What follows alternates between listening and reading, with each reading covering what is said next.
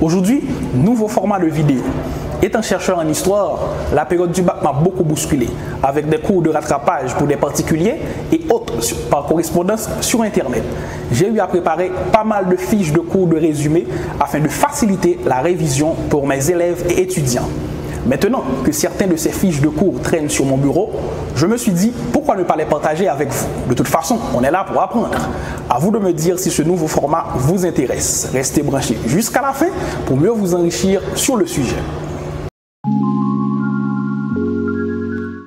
Généralement, une grande puissance se définit comme un État qui, dans le monde, se distingue par un poids économique, militaire, culturel, politique et démographique exceptionnel, mais aussi et surtout par le rôle qu'il exerce dans l'espace mondial. Cependant, elle résulte de la combinaison de plusieurs éléments relevant des domaines divers, mais dont aucun n'est à lui seul déterminant. La notion de puissance est aussi évolutive. Pendant longtemps, elle a eu une connotation de conquête territoriale, les conquêtes coloniales par exemple. Aujourd'hui, elle passe surtout par le contrôle des réseaux et des flux qui concourent à organiser l'espace mondial.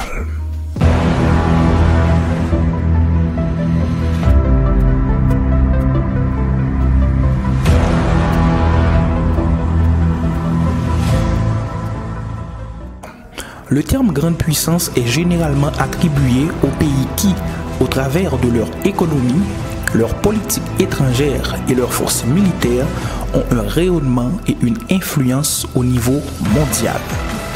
La puissance militaire d'un pays est construite sur de nombreux facteurs, notamment le nombre de soldats et de budget alloués pour sa défense, mais également de nombreux autres paramètres tels que son avancée technologique, le type et le nombre de matériel dont il dispose. Par exemple, porte-avions, armes nucléaires, sous-marins, ogives nucléaires, etc. La Russie, les USA, la France, le Royaume-Uni, la Chine, l'Inde, le Pakistan, Israël et la Corée du Nord sont des pays qui possèdent des armes nucléaires.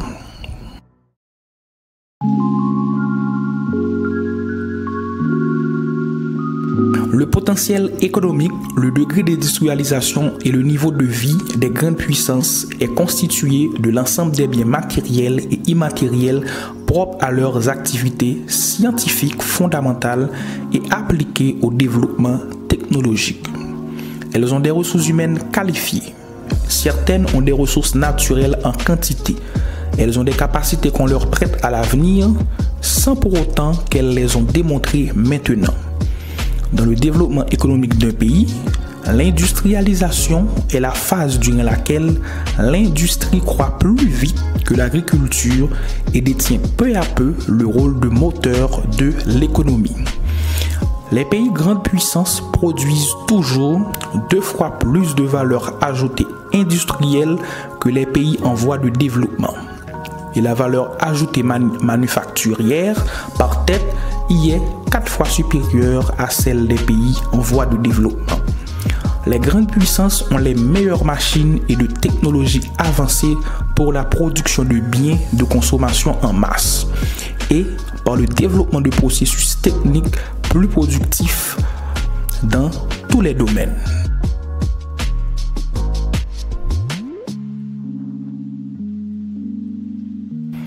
Le niveau de vie fait référence à la qualité et quantité des biens et services qu'une personne ou une population entière peut s'approprier et est en bien avec ses revenus et son patrimoine. Le niveau de vie est une notion qui cherche à évaluer le niveau de richesse et de prospérité d'une population. Niveau de vie, combien consommer, mode de vie, comment consommer.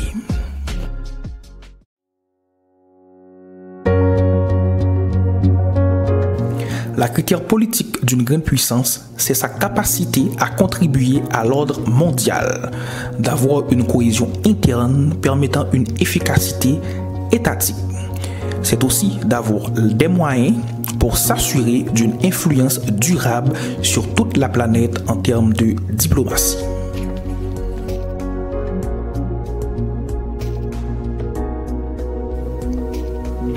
L'un des facteurs, l'une des caractéristiques des grandes puissances est aussi la démographie. Quand on prend par exemple dans le monde actuellement, les États-Unis, première puissance économique mondiale, est le pays le plus peuplé de l'Amérique du Nord. Aussi le pays le plus peuplé de l'Amérique. En Amérique du Sud, avec le Brésil, première puissance économique de l'Amérique du Sud, c'est le pays le plus peuplé en Amérique du Sud. Le Nigeria, première puissance économique de l'Afrique, c'est aussi le pays le plus peuplé de l'Afrique. L'Allemagne, première puissance économique de l'Union européenne, c'est le pays le plus peuplé de l'Union européenne. L'Australie, première puissance économique de l'Océanie, c'est le pays le plus peuplé de l'Océanie. L'Inde et la Chine sont deux grandes puissances de l'Asie et même du monde, plus précisément pour la Chine. L'Inde et la Chine sont les deux pays les plus peuplés de l'Asie, aussi du monde. L'Inde, actuellement, c'est le pays le plus peuplé du monde. La Chine, deuxième pays le plus peuplé du monde. Ce sont deux grandes puissances de l'Asie, aux côtés du Japon et de la Corée du Sud et du Taïwan. Quand le pays produit beaucoup de richesses et qu'il a une forte population, il y aura beaucoup de main-d'œuvre disponible, aussi beaucoup de pouvoir d'achat.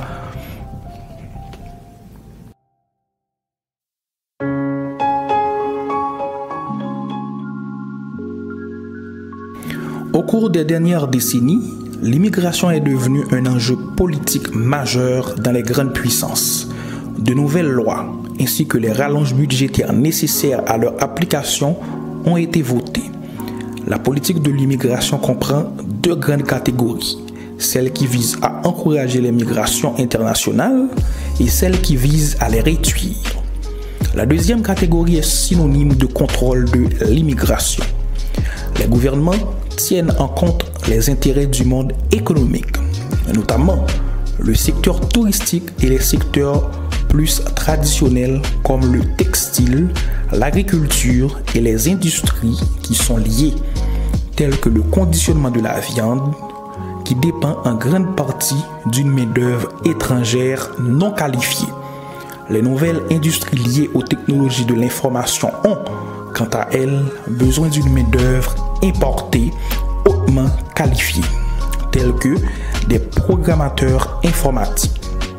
De plus, dans un monde globalisé, les gouvernements mettent en œuvre des politiques de libre-échange qui sont nécessairement incompatibles avec la fermeture des frontières et ont des conséquences en termes de mouvement des populations.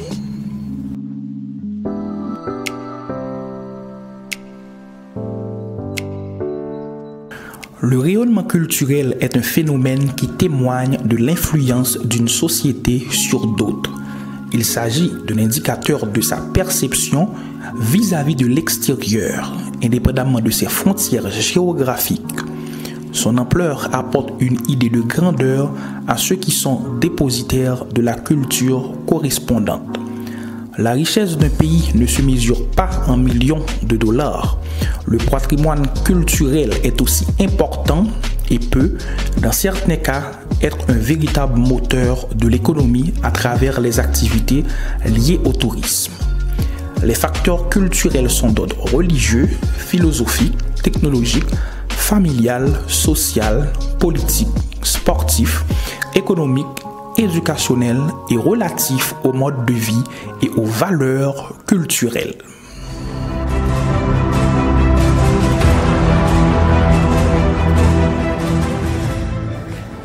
La hiérarchie des puissances désigne une catégorisation d'États en fonction de leur puissance présumée. Cette hiérarchie permet d'envisager des rapports de force entre puissances internationales. Le classement des plus grandes puissances mondiales en 2023 a été réalisé par Business School en regroupant les palmarès reposant sur les critères militaires via le classement Global Firepower et le CIPRI économique via l'étude annuelle réalisée par le FMD. Dans ce classement, les USA, premier au niveau du PIB, premier au niveau militaire. La Chine, deuxième au niveau PIB, troisième au niveau militaire. Le Japon, troisième au niveau PIB, cinquième au niveau militaire. L'Inde, cinquième au niveau PIB, quatrième au niveau militaire. Russie, 9e au niveau PIB, 2e au niveau militaire. L'Allemagne, 4e au niveau PIB, 16e au niveau militaire. Le Royaume-Uni, 6e au niveau PIB, 8e au niveau militaire. La France, 7e au niveau PIB, 8e au niveau militaire. Le Brésil, 10e au niveau PIB, 10e au niveau militaire. L'Italie, 11e au niveau PIB, 11e au niveau militaire. Ce sont les 10 plus grandes puissances du monde actuel en 2023 selon ce rapport. Aujourd'hui, l'économie mondiale n'est plus dominée comme auparavant. Les États-Unis et l'URSS ne sont plus les deux hyperpuissances. La triade pourrait revêtir cet habit car elle concentre 80% des échanges mondiaux. Elle est composée des États-Unis, de l'Europe occidentale et du Japon. Mais la place de ce dernier est contestée par nombre d'économistes car le pôle asiatique de la triade est aussi composé de la Corée du Sud, de l'Inde et de la Chine.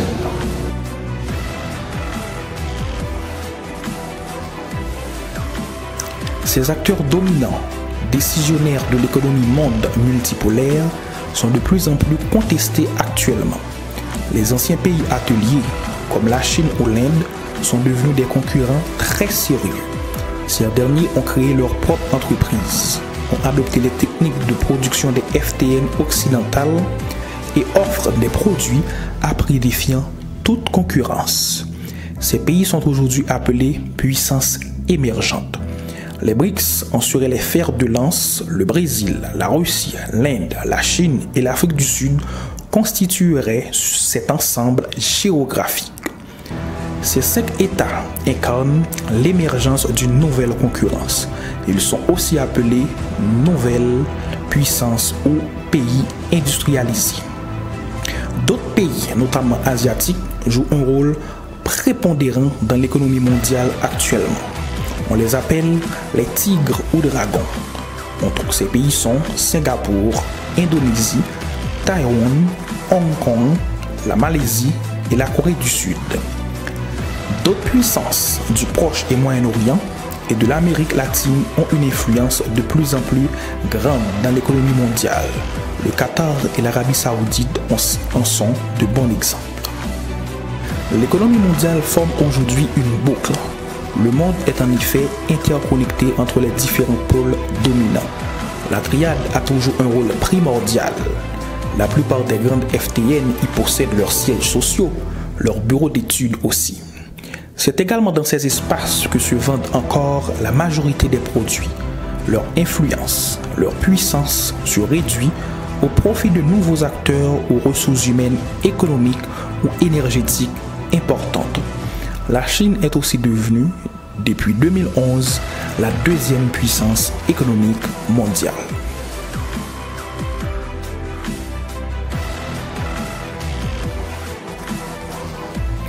Une puissance régionale est dans le domaine des relations internationales un État qui détient un certain pouvoir et une influence inégalée sur une région donnée en matière d'économie et de forces armées.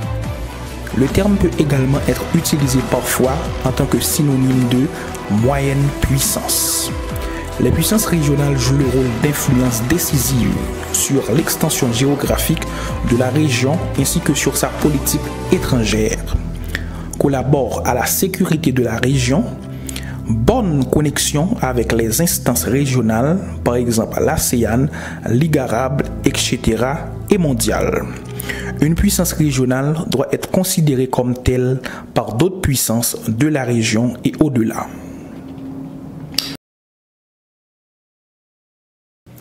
Le système monde est structuré en un centre relativement homogène et une périphérie aux contours difficiles à cerner et aux réalités souvent changeantes. Ces deux pôles ne sont pas repliés sur eux-mêmes, ils sont interdépendants. Ils entretiennent des relations au plan économique, politique, culturel. Cette interdépendance, communément appelée mondialisation, est le nouveau paradigme pour analyser les données de la géopolitique mondiale. Elle constitue le facteur majeur de la nouvelle configuration des espaces en structuration à l'échelle du globe.